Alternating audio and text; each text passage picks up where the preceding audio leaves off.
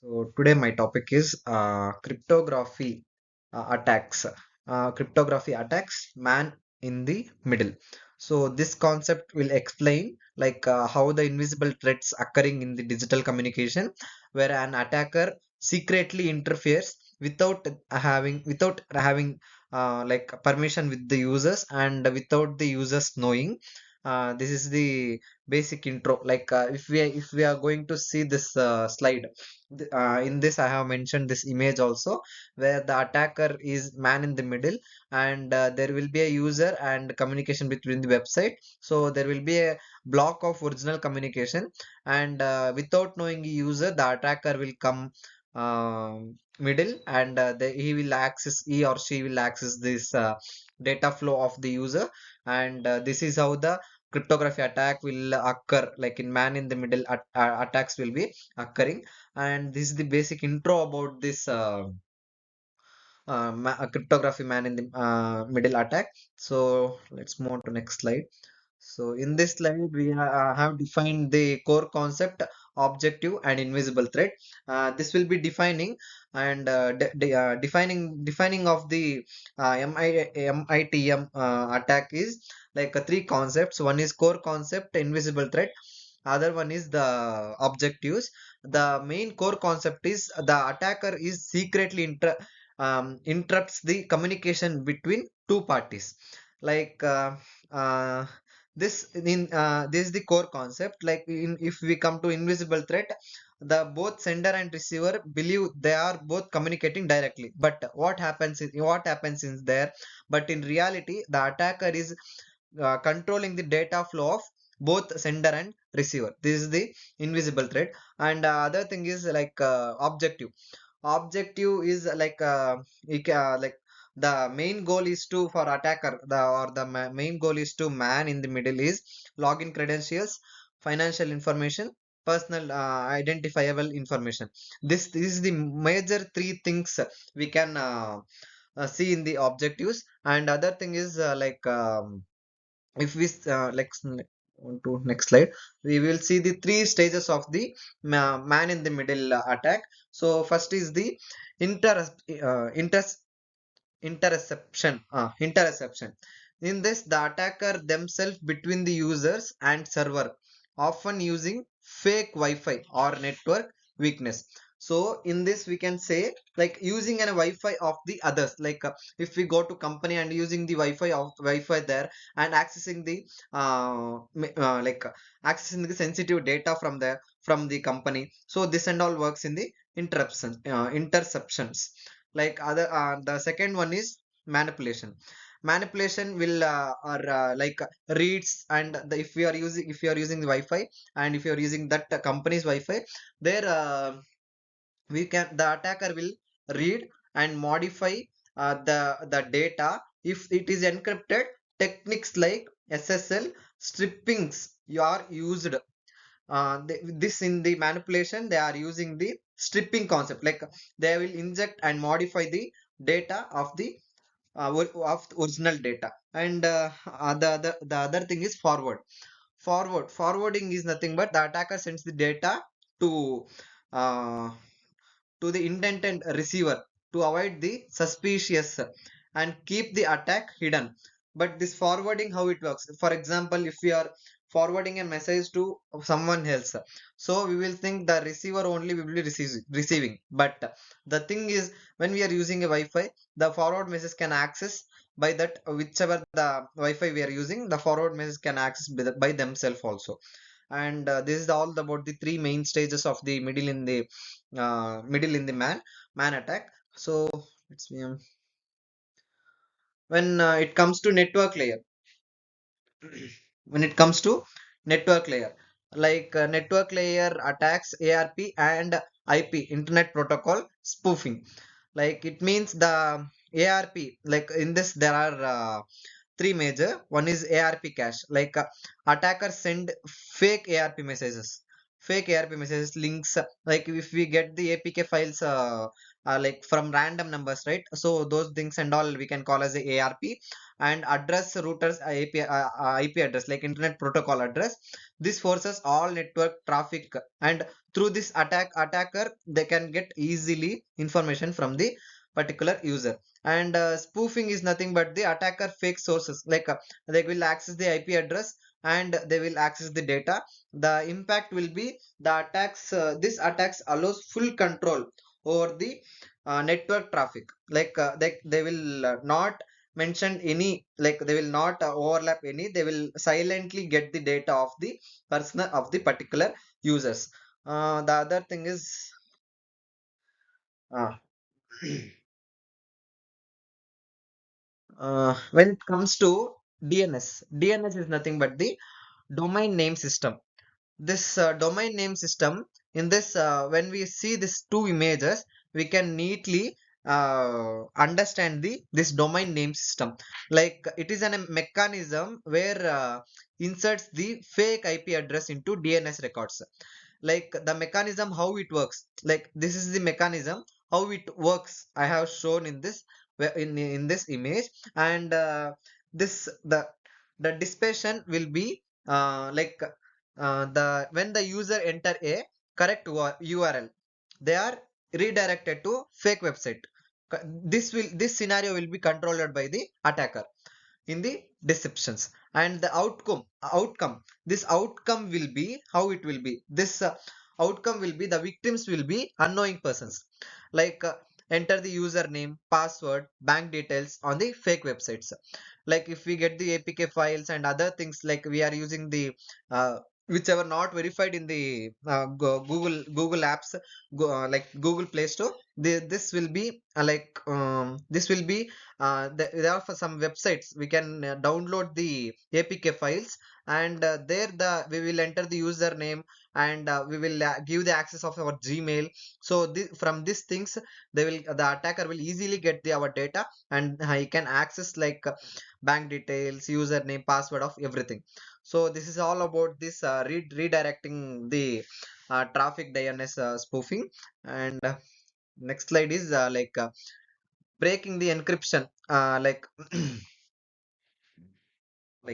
in this we will see we will be seeing the HTTP servers, HTTPS, like hypertext transfer protocol system, we will call as majorly we will call as. But in this the breaking encryption encryption stripping will call as HTTPS. The S will be name it as secure.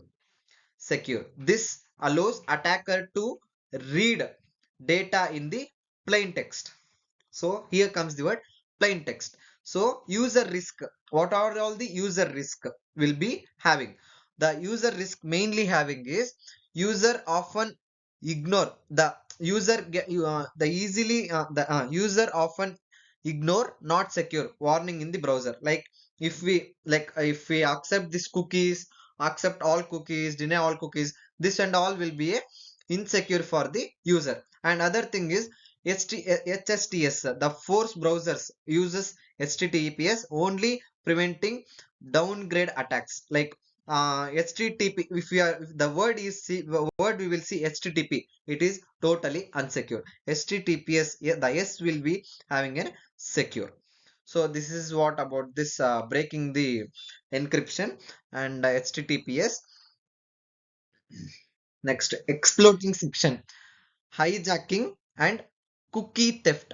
Like previous slide I have said, accepting all cookies and denying all, accepting all cookies. Like for a few of website, if we accept the cookies, they will easily get our data. They will easily get our data, our Gmail password, username. With this, they can access our Gmail, access our bank details also. And when it comes to exploiting section, hijacking and cookie theft, so here we will see this where we will see this three main concept. One is section hijacking, cookie theft, and critical risk. These are the three majors. First one is section hijacking. In this, attackers will steal the IDs and access accounts without password. Like I have said, right? If I visit one website, if I visit one website, like name it as ABC website, it is an APK website. I have given, I have given like a Gmail account. I have given Gmail. It's enough. It's enough. It's enough to get the my username and my password and everything. If we give example as a real time example, if we open our browser and check uh like uh, I want to check my Gmail as secure or unsecure.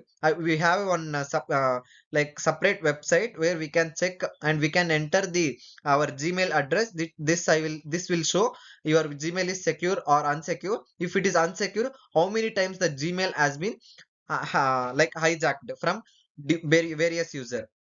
Whether I have pawn, whether I have pawn. Like if we type this in the browser, we will get to know our Gmail address will is accessed by someone else or not. If we are accessed by someone else, how many times it is accessed, and they will show how many websites they have accessed. And when it comes to cookies theft, this cookies theft will basically store the browser cookies. Like if we open some browsers and some college websites, it will directly ask, not college websites, company websites, it directly asks like accept the cookies or delay the cookies. So this will be working here, and cookies section, and this will says about the cookies are stolen to imprison users for long periods. And other thing is critical risk. The attackers can have the transfer money, change the security settings, access the private messages. This what they can do. This what they can currently the attackers will mainly focuses on the transfer money, change security settings, and access the private. This will be there will be authorization person, right? So the authorization person, whatever he kept the security, the middle man in the middle will easily access that. And this is all about the exploiting section and hijacking and cookies theft.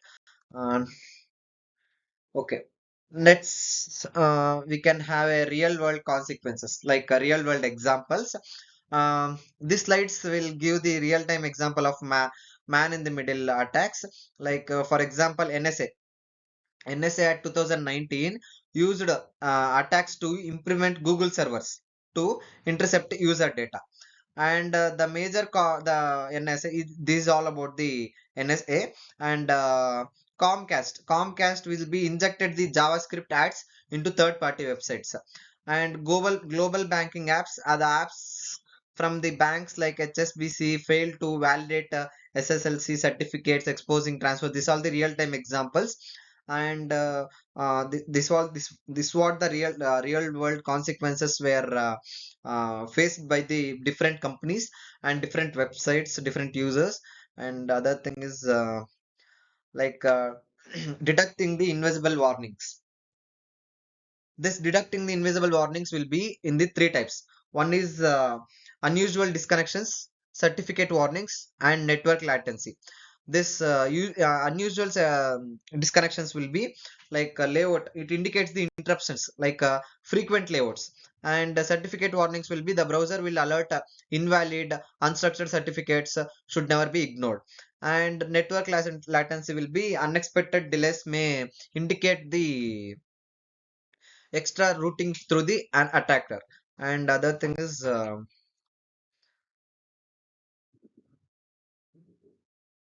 strategist technical proteins, like there will be three concepts like end-to-end corruptions, certificate planning, VPN usage. End-to-end corruption protects the data even it is the intercepted. Like certificate pinning will be mobile, like it will ensures the app accept only trusted certificates. And VPN usage, you all know, we will for example we can use this VPN. We will most of the times we will use in editing apps like CapCut. And next slide will be the best practices, like what are all the safer communication, like securing the communication channels. If we take in this first will come authentication, like one second. Authentication. authentication will be main factor will be multi-factor authentication. We should give the best practices will be user use multi-factor authentication. And other thing is password hygiene.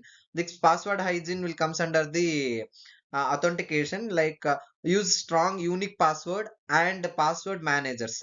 This shows the how to use the and how to keep the password strong. And infrastructure security, like regular